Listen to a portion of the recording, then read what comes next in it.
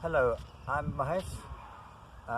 Today I'm going to talk about how to weed our vegetables, how to earth potatoes, and how to mulch big plants and how to water properly. First of all, let's talk about weeding. What is a weed? Weed is a plant which is in the wrong place. And here I'm going to show you. This is our parsnip. It's a lovely crop, winter crop, which is really good when there's not much vegetable going on. This is lovely parsnip here. But in between parsnip, what I have got here, I have got coriander here, which is self-seeded. So this is, although it is a weed here, but we can use this coriander here, which I'm going to take home and eat. And then I have got tree spinach here, which is another weed here, but it's really good good vegetables to eat. So I can take this as well. So there's lots of things here which are not needed here, but which are not necessarily weed.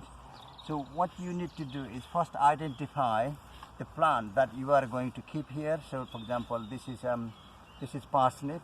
And try to find out how the parsnip plants looks like, and then also sometimes it also looks very similar to coriander, as you can see. So you need to be sure that you know exactly what the parsnip plants look like, and then now you do what you do. You remove anything other than the parsnip here. You see, so that's how we do weeding here. And the reason that we are doing weeding, because if we don't remove this weeds from here, eventually they will overtake and there will be hardly any parsnip left by the time we want harvest some parsnip.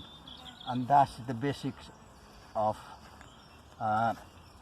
weeding, and that applies to any other plant. So the key thing is that you identify the plant that you are going to keep it.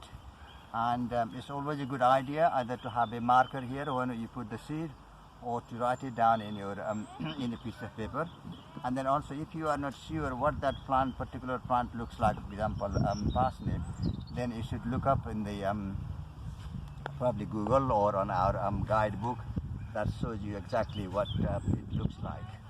And then once you know for sure which one is parsnip and which is not, then the task of weeding becomes quite easy.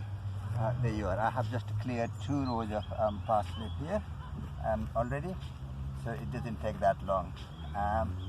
In terms of weed here that you get from weeding, it depends. You know, if anything edible, you can take home. If not, you can just cross like that and leave it here. Or if you are a neat gardener, you can take it back to the compost and make compost.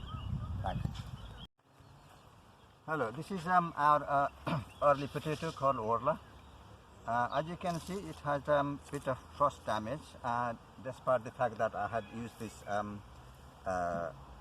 fleece cover, and I'm hoping that it will recover. And I'm going to show you how to do earthing potatoes, and why you have to do it. So what I have done now is I have to quickly remove all the weeds. What I'm going to do is I'm going to draw the soil right around the potato plant, like this.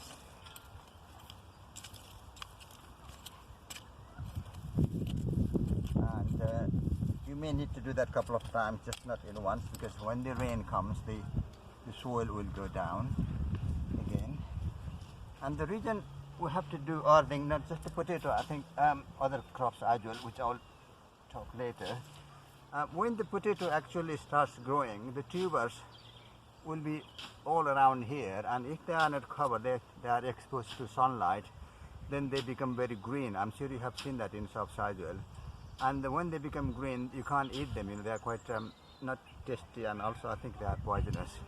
So this way, it helps the potato tuber to save from the sunlight. That's one of the reasons that you do the earthing for potatoes. But this technique is also useful for tall crops like sweet corn and purple sprouting broccoli and the Brussels sprouts in a very tall crop, because that will provide the protection against the wind. So that's the way we do the earthing. So you can do more than once before they are ready to harvest, but that's how you do it. And then next to this one is if you have got any of these grass cuttings or leaf mold, that thing, then you can use it for a mulching here like that, like this, to cover the area. Again, the reason of doing this is, firstly, this will maintain the moisture here, so you don't have to water every day, and then also it will again protect the tuber from the direct sunlight. And finally, when the tubers are very close to the surface, even if they are not blue or green, then it gets this blister, you know, it's called scab.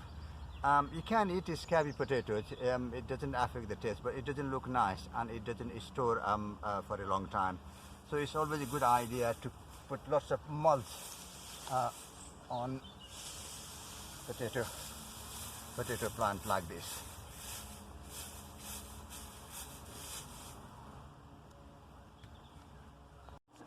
We showed last time when we were filming about how to sow seeds, and now I'm going to show you how to do the watering properly.